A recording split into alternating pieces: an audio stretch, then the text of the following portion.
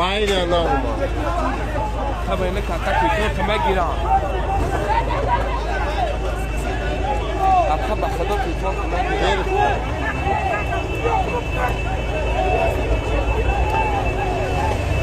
او بلا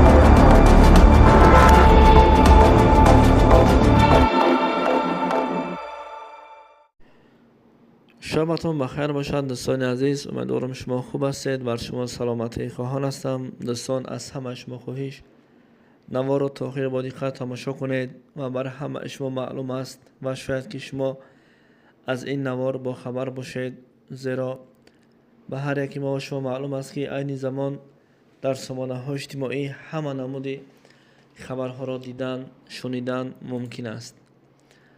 و دوستان عزیز، در یک زمان خیلی خوب ما قرار داریم، در یک عصر قرار داریم که باور کنید دوستان،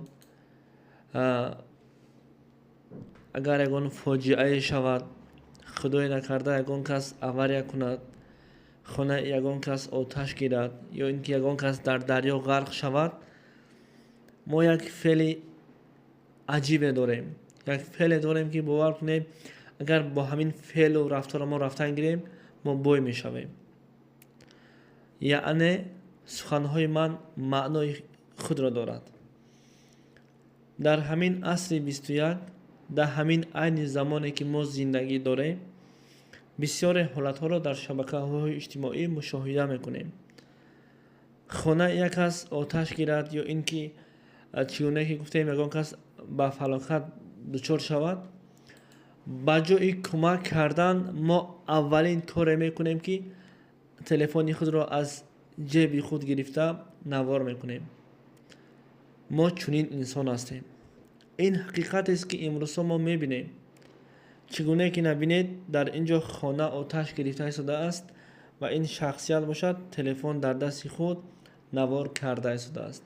خوب میشد با جای همین کارش یک دو سطل آب می آورد یا یگان کمک خود را میرساند. بیگانه نیست، همسایه خودش است، یعنی که هم شهر خودش است. با جای کمک کردن امروز ما اولین کار میکنیم در همین عصر و زمان، در همین زندگی خود این زود نوار کردن و در صفحه های اجتماعی گذاشتن است. این حقیقت است که به هر یکی ما و شما معلوم است. یگان جای مقصد عیبش نیست، یگان جای پنهانیش نیست، حقیقت است. بله حقیقت است. اما با همین نگاه نکرده باز کارهای کرده ایستاده ایم که دوستان از اون کاری ما هیچ کس راضی نیست.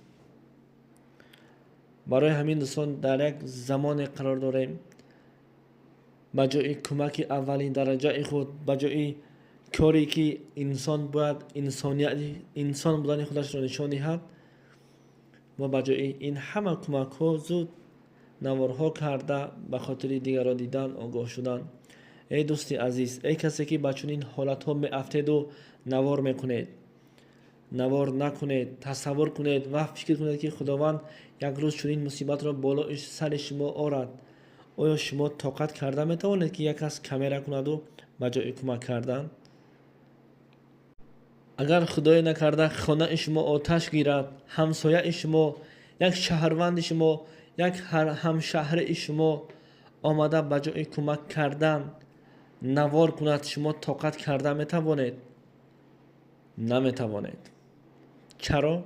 برای آن که دل شما درد میکند وقتی که یک مصیبت بالا سر شما آید و دیگری باشد نوار کند و با جای کمک کردن دل شما درد میکند و شما نیز فکر کنید که شما نیز با دل او، با دل زخمداری او نمک چاشیده ایستادید. عیب است. و بینید که در گرد و اطراف شما 50 نفر باشد، 40 نفر آنها تلفن با دست خود گرفتن نوار میکنند. 40 نفر آنها، شاید زیادتر از این. وقتی دیدید که یک نفر نوار دارد، شما نوار نکنید، رفته کمک کنید تا که همان همسایه شما از شما راضی شود و به خود گوید که من هم همسایه داشتم. نه آنه که از شما رنجد، نه آنه که گوید که به من چنین همسایه لازم نیست. این یک حقیقت است که امروز در عصر 21 در همین عین زمان، در همین سال و ماه بر سر ما انسان ها آمده شده است و از این ما خبردار هستیم. این بود یک چند سخنی من آیدی آن همین سختار و به شما سلامتی خواهان هستم. خدا نگهبان شما تا نوارهای آینده در پناه خدا باشید.